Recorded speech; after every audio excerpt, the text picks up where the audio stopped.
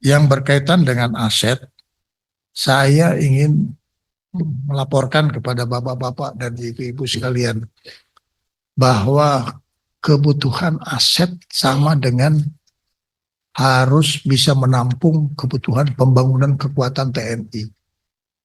Jadi pembangunan kekuatan TNI itu ada pembangunan kekuatan Angkatan Darat, ada pembangunan kekuatan Angkatan Laut, ada pembangunan kekuatan Angkatan Udara.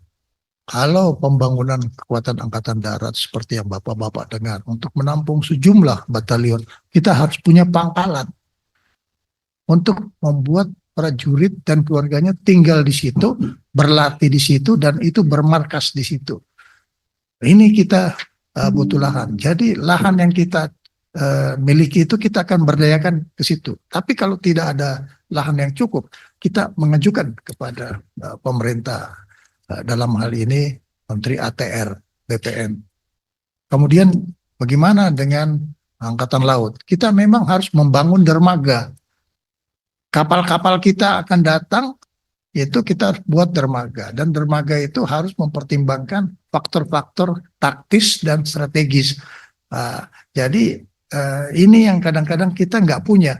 Oleh karena itu kita mau bekerja sama dengan Kementerian KKP, ya, tetapi ini perlu dukungan dari bapak-bapak ibu sekalian bahwa kita bisa memiliki lahan untuk bikin dermaga sendiri, gitu. Tidak numpang-numpang sama kementerian lembaga yang lain. Demikian juga dengan Angkatan Udara. Nah, Angkatan Udara kita pesawat akan banyak datang, kan butuh pangkalan udara.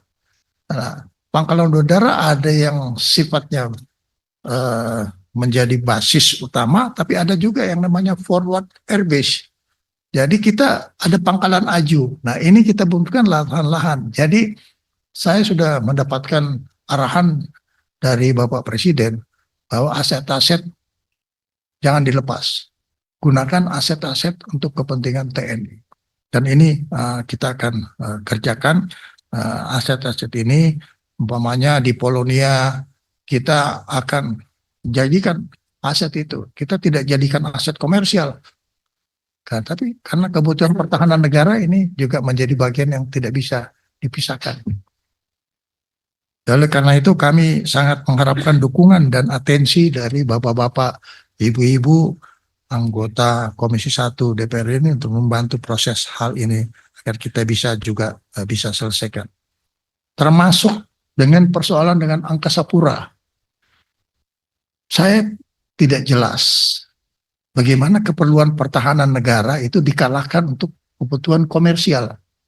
Ini mungkin bisa menjadi pertimbangan bapak-bapak ibu sekalian agar supaya kita perlu untuk mendorong bahwa